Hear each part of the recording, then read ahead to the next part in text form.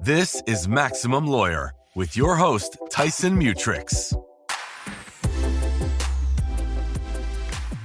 Today, we're diving into a framework that's going to change the way you're going to run your law firm, and it's called the Evaluator Optimizer Framework. And this is the third in the series of 4 that we're going to cover. I do want to say that you're going to be using probably all 4 of these. This is one of the many that's going to help transform your practice. So don't think that you're going to use one and not the others. You're probably going to end up using all of them. But on this one, once you start using it, you're definitely not going to go back. This is a loop that improves everything, from your client emails to court filings, from social media posts to your pleadings. It's going to be everything. Before I jump into this episode, though, if you benefit from our podcast in any way, please do me a favor and leave us a review. And more importantly, subscribe. Over 80% of our listeners are not subscribed, which is a shocking number to me. And I'd really love to get that number down under 50% by the end of the year. So if you don't mind, please hit the subscribe button. This lets the algorithms know that this is a show worth showing to more people. Thank you so much for doing that. All right, now that I've got that out of the way, let's jump in. At its core, the Evaluator Optimizer Framework is a simple feedback loop.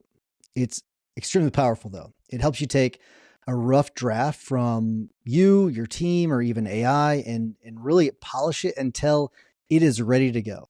So think of it sort of like this. You don't have to hit a home run on the first swing, which is kind of nice. I didn't hit many of them. You just need a batting cage that adjusts the pitch until you're really knocking it out of the park every single time. So you get lots of shots at it. And that's exactly what this framework does. You get lots of swings. So let's take a cue from companies like Netflix and Amazon. Netflix uses feedback loops like this to fine-tune their recommendations. So 75% of what people watch comes from those suggestions. Amazon, 35% of their revenue comes from refining what people see and buy based on real-time feedback. So they have all these feedback loops built in.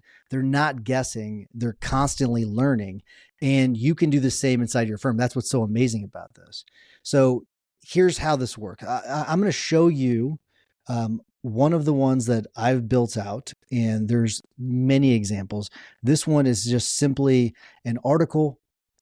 It's an article writer that you can use for your website or for drafting pleadings. You can use the one I'm going to show you, in a lot of different ways. So let's go ahead and show this to you. This is, and for those of you that are just listening, I'm going to walk you through it. What it really is, it's a series of agents that are doing different things. The first one is simply, before I get to the first agent, but the first thing that you're going to do is you're going to use a chat message to really create whatever thing you're going to do. So let's say that you are a criminal defense attorney and you wanted to write an article about a theft case or a burglary case. You just type that in there, and then the first agent creates an outline for it. The next in line, the outline editor drafts an outline for it. An outline for edits the outline. So you're drafting the outline, the first agent. Second agent is going to edit that outline. And then what you're going to do is, you don't need to really know what this is at this point, but there's something in here to help edit the fields. After that, the article is written. Then you've got a title that is drafted based on the article that's written. I like to have the article first and then the title. That's just because you want them to match, and it's more likely to match if it's based on what was written as opposed to what you're going to write. So you got the article writer, then you've got the title drafter, and then you've got the meta tag, and that's so you can post it to your website if you want to do that first. You can also have this go into, let's say, like Google Docs or something like this, and then it's evaluated. You're at this fork. You can either post it right away to WordPress, or you can send it to Google Docs or wherever else you want it to go, or and here's where the evaluator comes in. You have an evaluator agent. It goes through and it decides whether or not it's what needs to change with it. So you got these evaluator, that's the fork, it's being evaluated. It says not quite ready. Evaluator goes in and says, okay, these are the things that need to change about it. And then it goes back all the way up through the edit fields node. And then the article writer again So it just keeps getting drafted over and over and over again. So that's what this looks like. Okay. So it's a simple basic loop that you're doing here. So step one, and I'm going to get this to you in really simple terms. So step one, generate a first draft. That could be a demand letter. It could be a client email. It could be marketing copy. Step two, you're going to evaluate that draft, and you can, and I'm making a simple one for you, by the way, as opposed to what I just showed you. So you're going to evaluate that draft. So you're going to use clear criteria. So tone, clarity, structure, persuasion. Do you want it written in a certain tone based on a certain person? And you can do this manually, or you can do it with AI. So you can give it those instructions. Let me give you a little pointer. Use the AI, put it in there and give it its instructions. Step three, what you're going to do is you're going to optimize it. So you're going to take the feedback, you're going to make the revisions, and you're going to run it through again. That's what's going to happen. And you're going to keep looping until it meets your standard. Whatever your standard is, that's what it is. So it'll keep going until it meets that standard. It's not just editing. That's what's cool about this. It's a system that builds excellence into every single process. You can do this to build processes, really, if you want to. If you want proof that it works, just look outside the legal world. That's what I like. I really like to look outside to see what other people are doing, what other industries are doing. Look at Unilever. So Unilever built an AI-powered content hub called UStudio. And what they do is they use it to evaluate and improve ad performance in real time. What it's done, it's cut their campaign planning time in half. I mean, imagine that. And it boosted engagement by 35%. So imagine if you had this marketing machine that did the same thing. Duolingo, very similar. They process over 1 billion exercises a day, which is just amazing. Their system, what it does, it adjusts future lessons instantly based on how people perform. So it's not like it's like the set plan. It's somewhat of a structure, but then it's revised based on the interactions with the person. So like if Unilever, if they can do that with shampoo and Spanish verbs, Duolingo, then you can do it with pleadings. You can do it with client communications. You can do it with your marketing. So how is this something that you implement? Well, first, you're going to define what great looks like to you, right? You have to figure out what that standard is. And you're going to set those clear standards for your content or your documents, just as if you would do this for one of your associates or one of your marketing people. You do the same thing. And then second, you're going to set up your system. That's an important part of this. You have to set up the system. Who or what creates the draft? Who or what evaluates it? Who or what optimizes it? And I would say make all those whats as opposed to who's. So the who not how has now become the what not how, because the whats can do this work as opposed to the who's. Third, automate the loop, right? So you're going to use tools like N8N, you can use Make, you can use Zapier, there's many of them, but use those to connect the dots. And if, like I said in the previous episode, start small with this. You're going to want to use it for things like intake emails, maybe engagement letters, and really lower level stuff, and just refine the process and then scale it up. So let's talk some numbers. So firms using continuous improvement processes, they see an average return of about $6,000 per employee. It's pretty crazy.